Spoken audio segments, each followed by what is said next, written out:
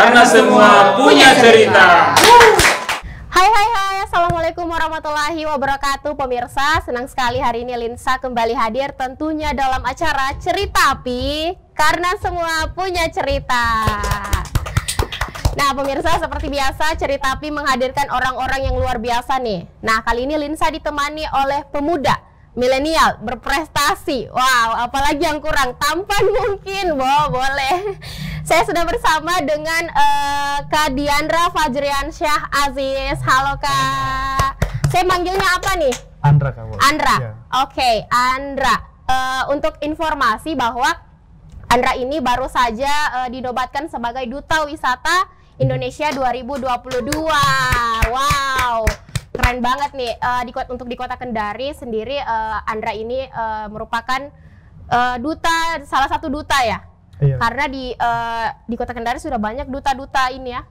Kayaknya bagus kalau kita undang perdutaan duniawi ke Kota Kendari di sini ya pemirsa. Oke, gimana kabarnya sekarang nih Kak? Alhamdulillah baik Kak. Alhamdulillah. Kak, gimana kabarnya? Kak, alhamdulillah juga baik.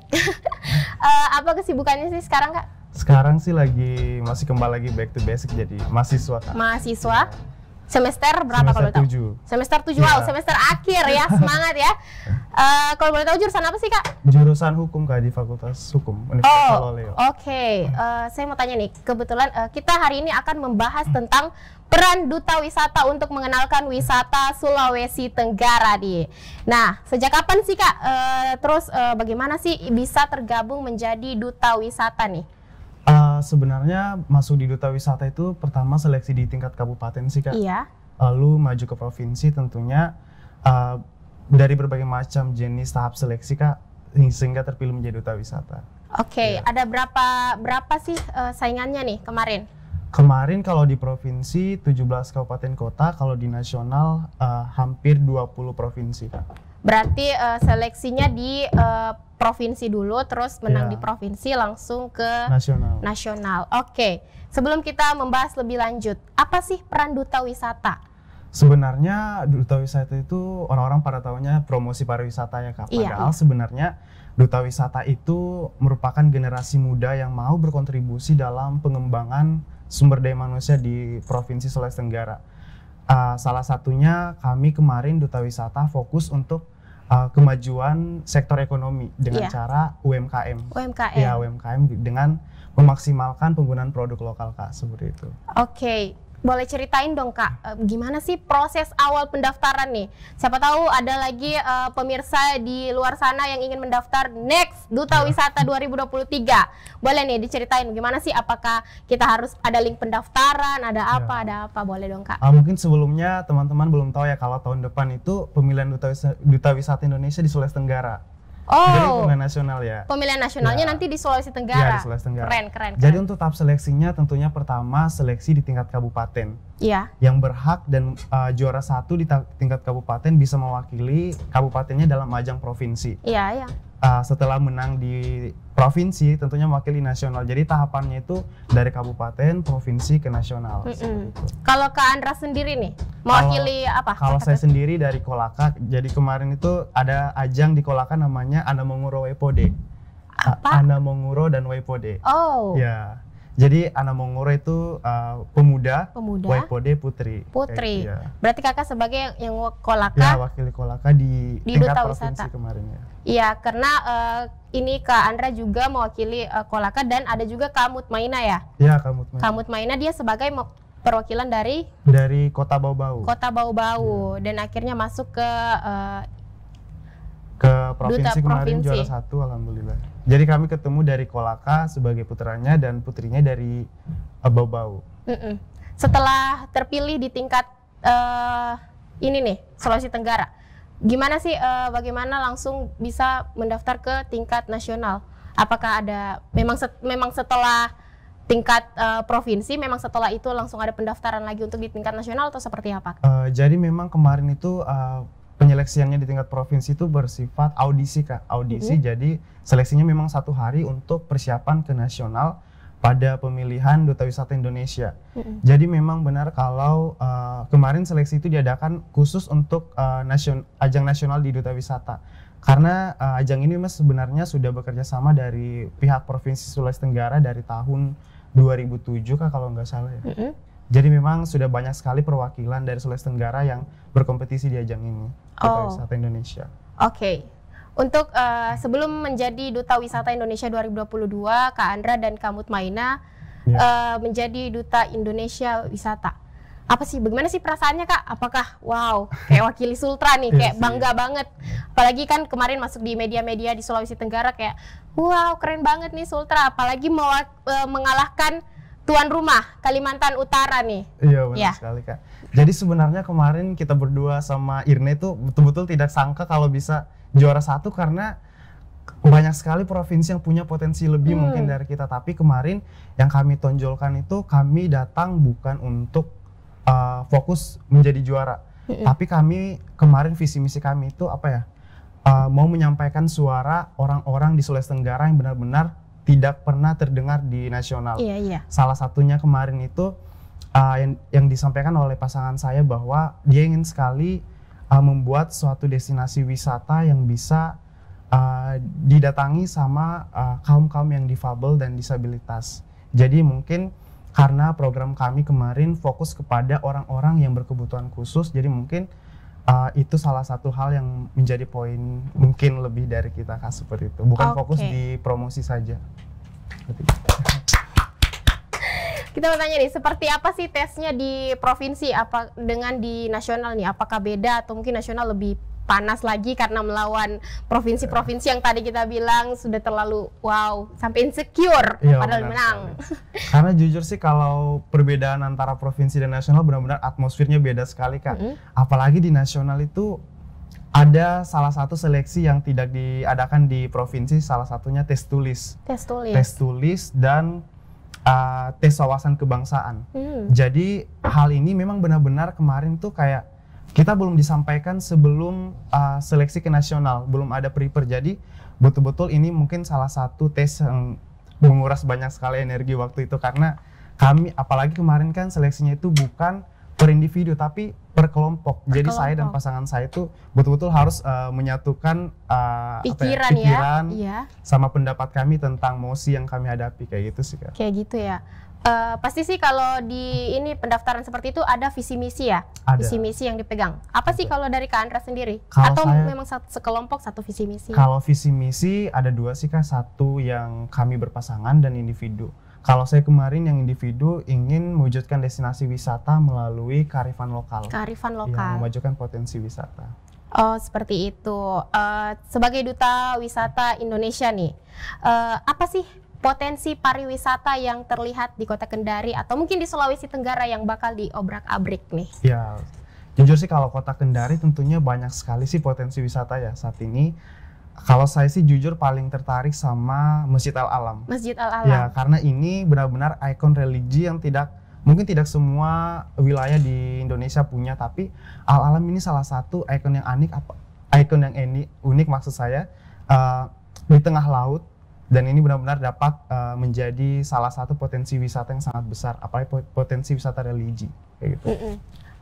Pasti potensi pariwisata di Kota Kendari begitu banyak, pasti ada juga sih kekurangan-kekurangan mungkin masuk di dalam jalan, mungkin jalannya jelek atau apa. Gimana sih caranya Kak Andra nih sebagai Duta Wisata melihat kekurangan-kekurangan di potensi pariwisata Kota Kendari? Tapi jangan dijawab dulu. Kita lewati pesan-pesan berikut ini. Tetap di Ceritapi karena semua punya cerita.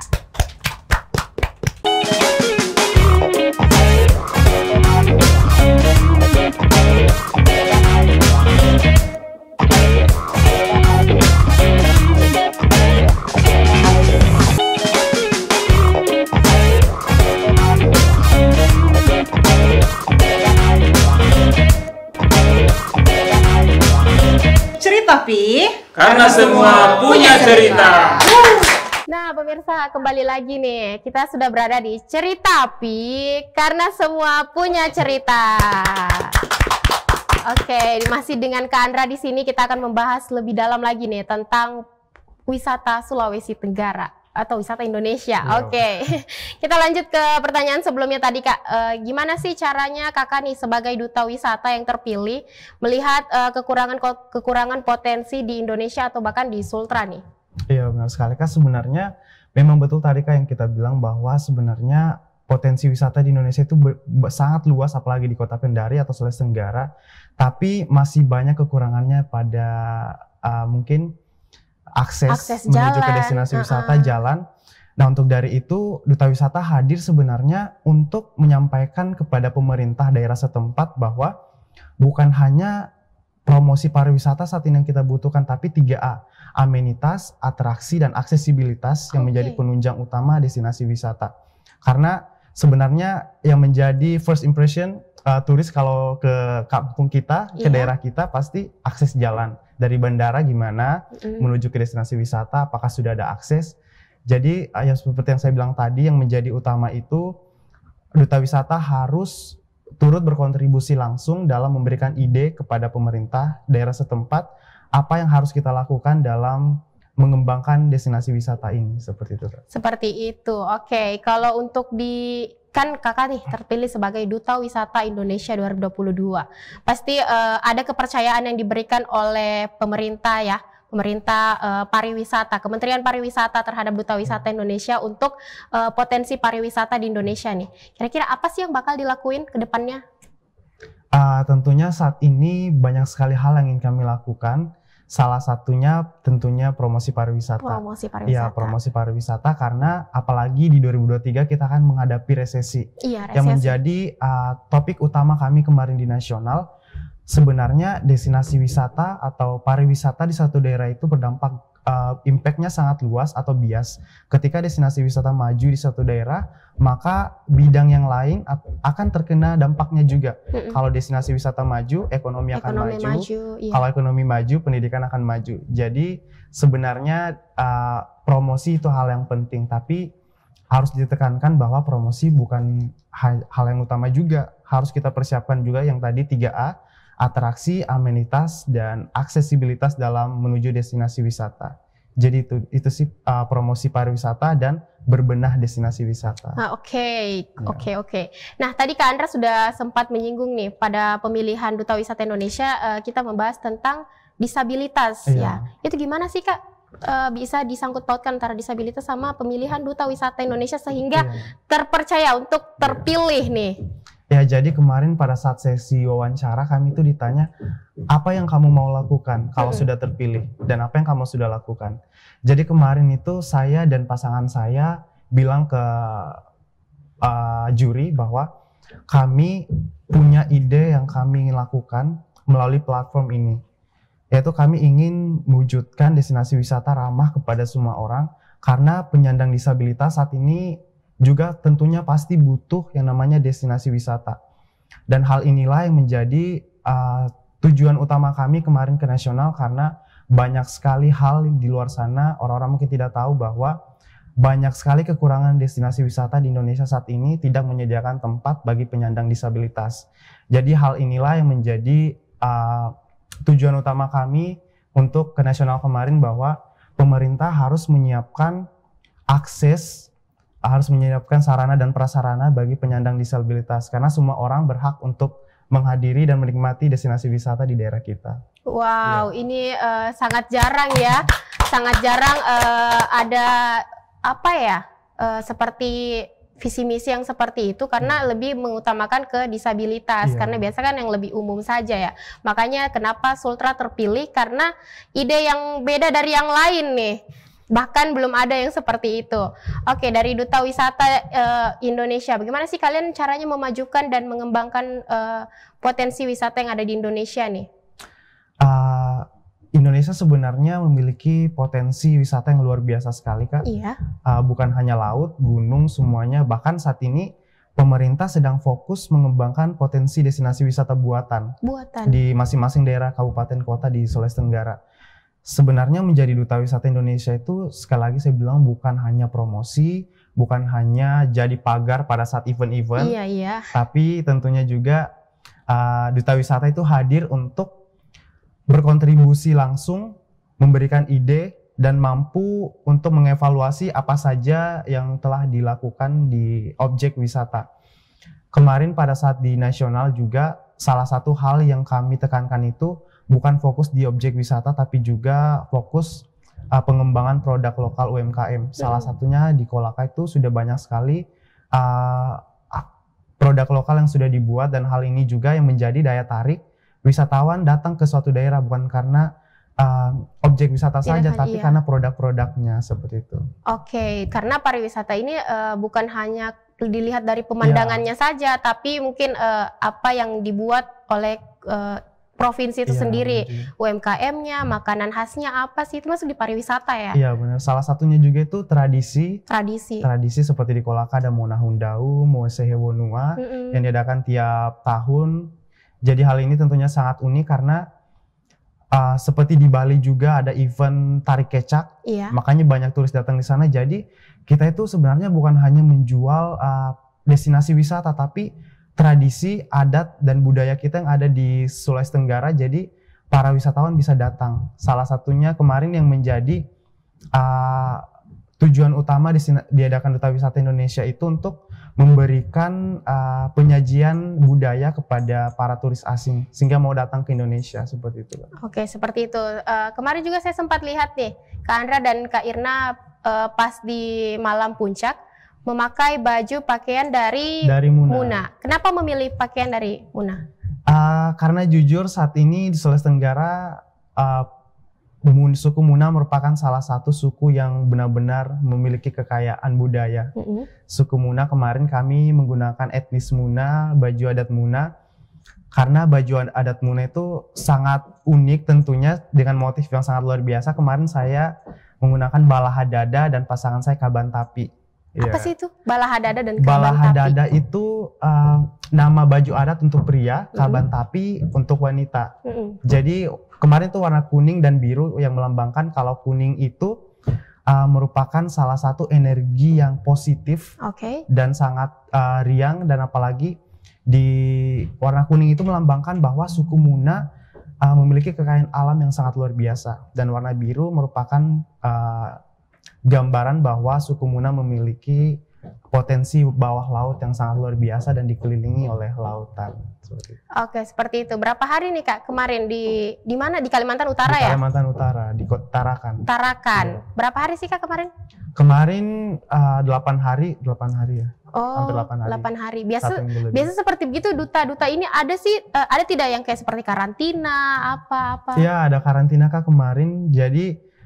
Tapi karantina kemarin tuh jujur ya beda ya sama ajang-ajang sebelumnya, karena kita tuh bisa berinteraksi, tapi kemarin betul-betul kegiatan padat. Ya, kegiatan padat. Jadi kami tuh ke kamar hanya untuk tidur. Bangun lagi. Jadi selesai kegiatan jam 1 atau jam setengah 2 malam.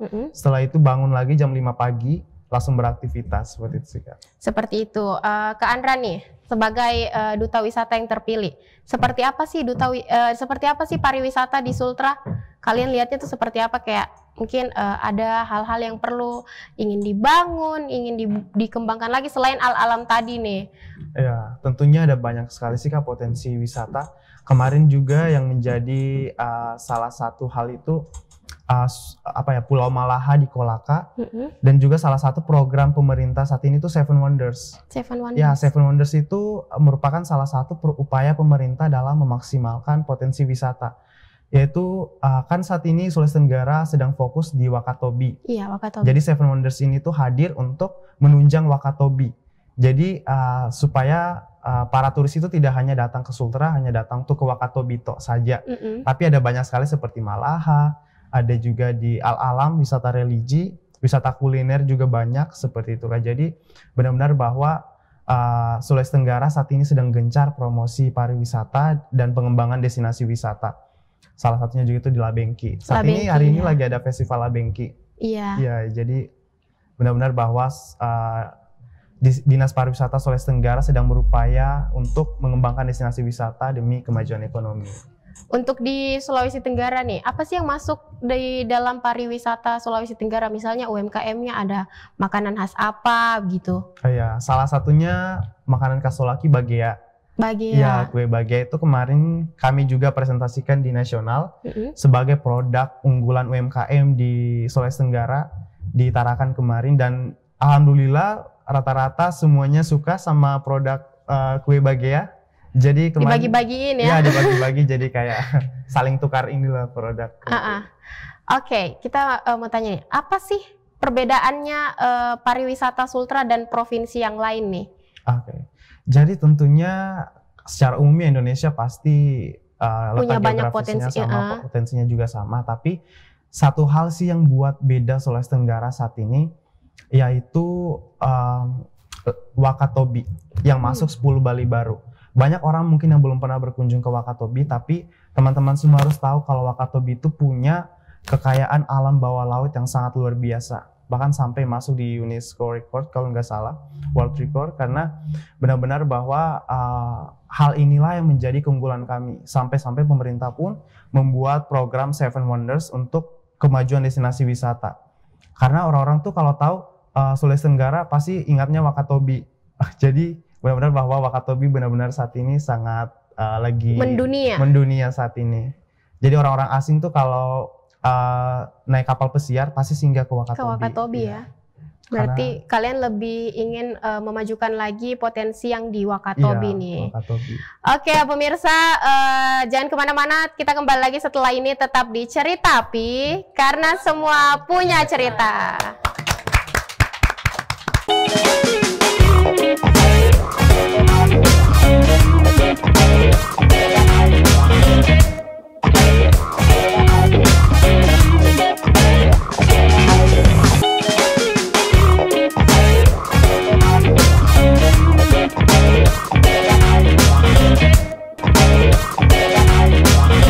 Ceritapi karena semua punya cerita.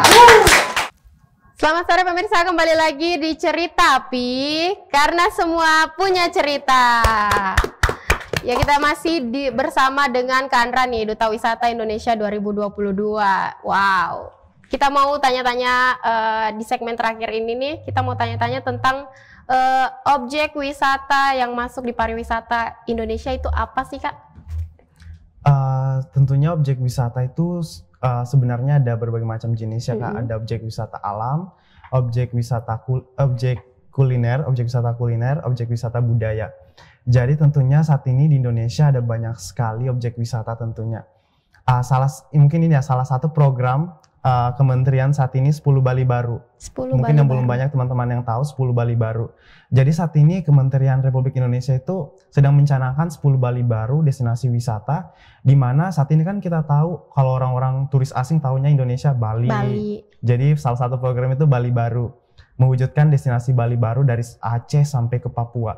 Masing-masing provinsi punya Bali barunya. Salah satunya kita nih patut bangga Sulawesi Tenggara, yaitu Wakatobi. Wakatobi masuk di Bali baru. Jadi memang Kementerian Pariwisata saat ini sedang melihat di Sulawesi Tenggara yaitu Wakatobi seperti yang saya bilang tadi, Kak. Jadi memang benar bahwa objek wisata di Indonesia itu ada banyak sekali. Bali, di Aceh juga ada wisata religinya, seperti itu. Jadi memang banyak sekali destinasi wisata. Iya, karena seperti yang kita ketahui, destinasi wisata tidak hanya berbentuk seperti umum ya, tidak hanya berbentuk lautan, pantai, tidak. Misalnya kalau di Kota Kendari, potensi objek wisatanya itu ada perhotelan juga yang dibangun memang strategis ya. Itu masuk di wisata Kota Kendari sendiri. Itu masuk di wisata industri sih, Kak. Kalau perhotelan seperti itu masuk wisata industri. Benar sekali. Karena memang kita tidak bisa pungkiri kalau orang berkunjung ke suatu daerah itu bukan hanya datang ke destinasi wisata. Pasti juga harus ada penunjang seperti hotel, mall, dan lain-lain. Makanan juga. Jadi memang benar bahwa tugas ini bukan hanya Duta Wisata saja atau Dinas Pariwisata saja, tapi semua kalangan di Sulawesi Tenggara itu harus turut kontribusi dalam pengembangan ekonomi di daerah kita.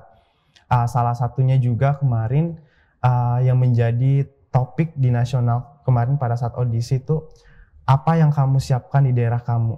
Bukan hanya destinasi wisata saja, tapi bandara juga harus ada. Kembali lagi bandara, karena orang kalau mau berkunjung ke destinasi wisata pasti berpikir kita ke sana mau naik apa. Dan estimasi waktu juga dan jarak tentunya. Jadi banyak hal yang harus disiapkan dari pemerintah setempat. Jadi semuanya harus turut berkontribusi langsung. Oke, pada saat pemilihan nih juri tanya ke Andra, kalian mau ngapain? Nah, kalau di Ceritapi saya mau tanya, program apa sih yang bakal dilakuin ke depannya nih? Tentunya yang kembali lagi yang pertama itu promosi pariwisata, itu yang jadi utama. Yang kedua berbenah destinasi wisata, apakah sudah siap 3A, amenitas, atraksi dan aksesibilitas. Yang ketiga tentunya UMKM sebagai penopang utama kemajuan ekonomi di suatu daerah, bukan hanya di Sulawesi Tenggara saja tapi di seluruh Indonesia. Apalagi negara kita ini kan terkena dampak resesi di tahun 2023. Hampir 70 negara termasuk Indonesia. Jadi sebagai Duta Wisata Indonesia tentunya satu hal yang kami persiapkan saat ini, destinasi wisata sebagai tombak dan pondasi utama negara kita Indonesia untuk kemajuan ekonomi. Karena destinasi wisata atau potensi di bidang wisata itu berdampak bias. Jadi kalau wisata maju, semua sektor akan maju juga. Jadi itu sih yang kami kembangkan saat ini. Program kami yang utama itu kemajuan destinasi wisata untuk kemajuan ekonomi di suatu daerah. Kalau tadi programnya juga yang tentang disabilitas. Kalau untuk di Sulawesi Tenggara sendiri, pariwisata yang untuk mengarah ke disabilitas itu kayak gimana sih, Kak? Sebenarnya untuk menurut saya pribadi ya sebagai Duta Wisata Indonesia, sebenarnya kita tidak harus buat sih objek wisata untuk penyandang kaum disabilitas atau difabel. Sebenarnya semua objek wisata bisa didatangi siapa saja. Tapi kembali lagi, apakah destinasi wisata itu sudah siap? Apakah destinasi wisata itu sudah punya sarana dan prasarana? Kembali lagi, kami mengusungkan kepada pemerintah Pemprov Sulawesi Tenggara, bukan hanya di Sulawesi Tenggara saja, tapi di Indonesia, bahwa saat ini destinasi wisata itu butuh semua sarana dan prasarana bagi kaum penyandang difabel dan disabilitas. Demi agar semua warga negara Indonesia bisa berkunjung ke destinasi wisata. Jadi bukan hanya di tempat-tempat umum saja kayak mungkin bandara atau mall saja yang harus punya sarana seperti itu. Tapi orang-orang mungkin lupa bahwa destinasi wisata juga seharusnya punya sarana seperti itu bagi penyandang kaum difabel dan disabilitas. Iya, betapa pentingnya ya yang informasi-informasi seperti ini, karena pariwisata kita lihat sendiri yang menyediakan memang hanya ada beberapa saja. Jadi yang harusnya kan wisata Indonesia itu bisa dinikmati semua orang. Iya, benar sekali.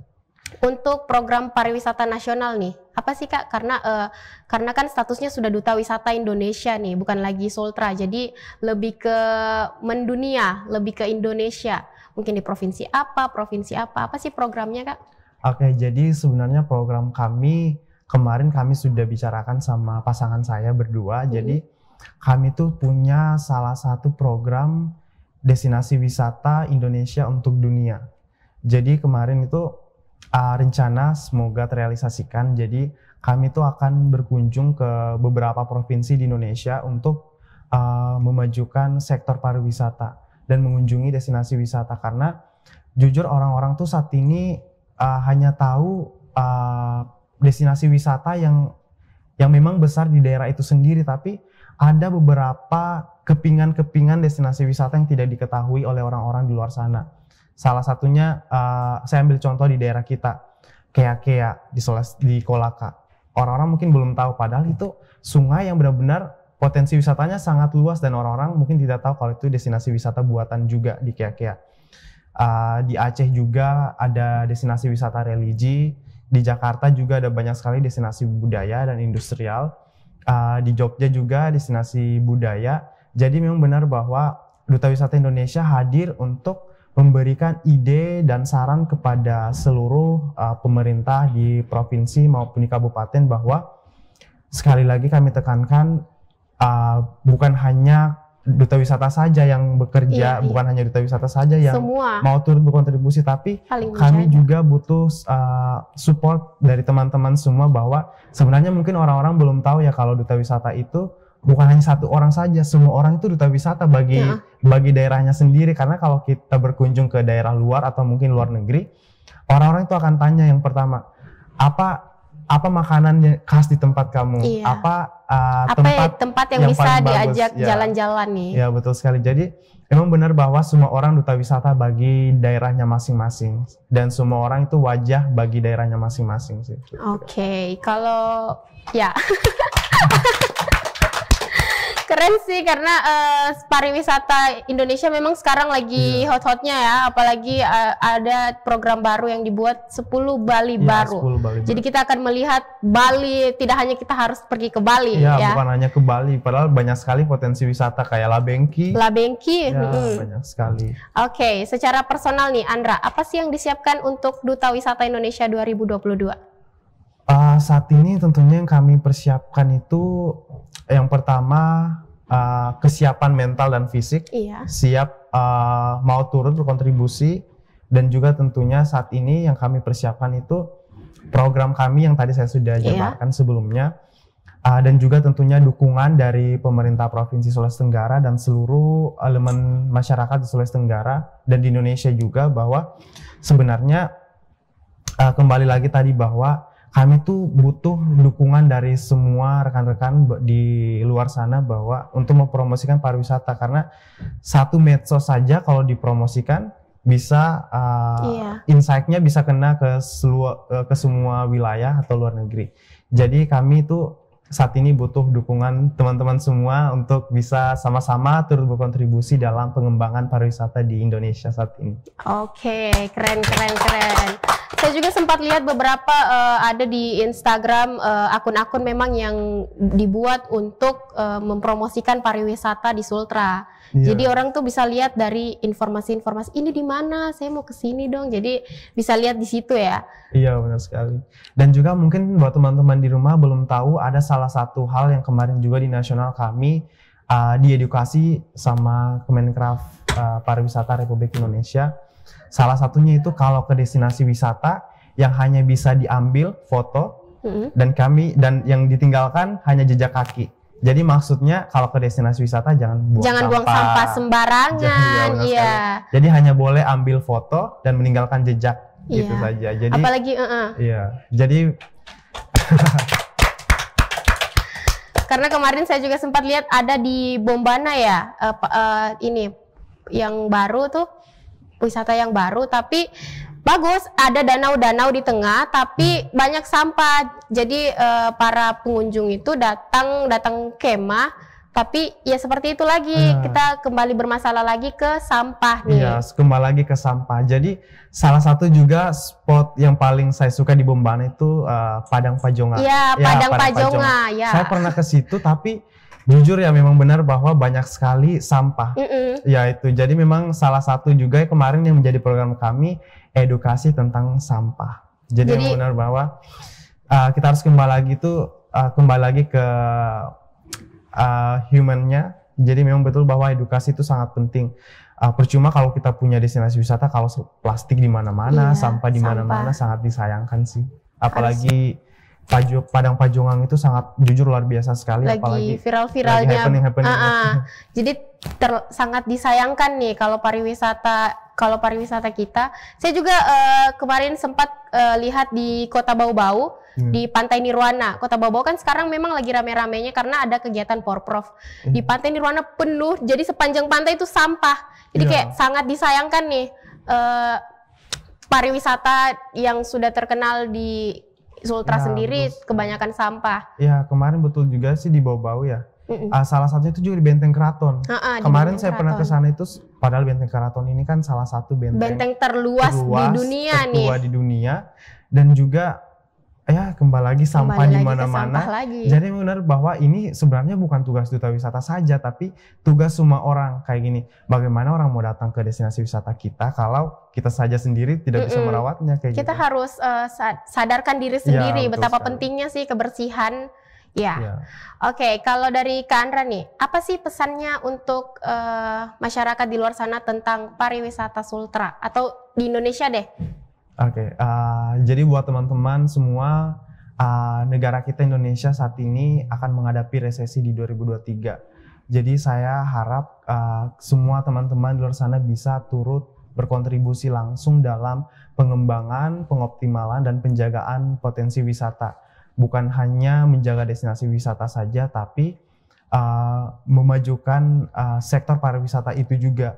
Karena pada dasarnya salah satu hal yang menjadi penunjang utama di Indonesia saat ini destinasi wisata, yang menjadi pemasukan utama di Indonesia saat ini destinasi wisata masuk di 3 besar pendapatan Indonesia.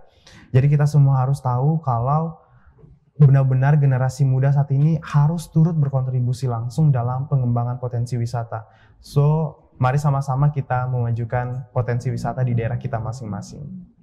Oke. Nah, pemirsa, kita sudah berada di segmen terakhir nih, tapi tidak lupa untuk kita menantang bintang tamu kita untuk buat quotes of the day hari ini nih. Apa sih, Kak? Quotes of the day, ada salah satu hal yang selalu tanamkan di dalam diri saya. Wherever life plans you go, bloom with grace. Kemanapun hidup menanammu, mekarlah dengan rahmat. Karena pada dasarnya setiap hal pasti ada alasannya dan setiap hal pasti ada pembelajarannya. Asik banget. Nah, pemirsa, tontonan ini tidak hanya untuk kalian dengarkan, tapi ada pesan-pesannya juga nih. Jadi kalian bisa nonton terus ini nih. Tidak terasa kita sudah berada di akhir acara. Terima kasih Kak Andra. Nanti kita undang lagi di program selanjutnya, atau mungkin Kak Andra mau keliling Indonesia nih sama Kak Irna, boleh diajak sayanya. Tentu. Oke, nah pemirsa, tetap saksikan Cerita Api di Anindo TV Kendari. Jangan lupa like, komen, dan subscribe. Saya Linsa Manuara dan kru yang bertugas pamit undur diri. Terima kasih, sampai jumpa.